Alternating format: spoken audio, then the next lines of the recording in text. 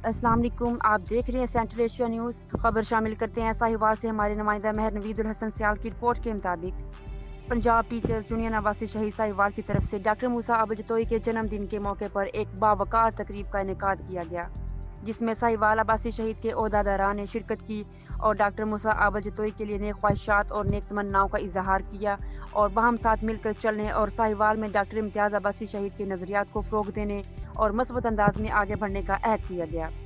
और मरकजी सदर काजी मोहम्मद इमरान के नज़रिए के मुताबिक तमाम टीचर्स कम्यूनिटी को दरपेश मसाइल के हल के लिए मुश्तरका जदोजहद का अदा किया गया।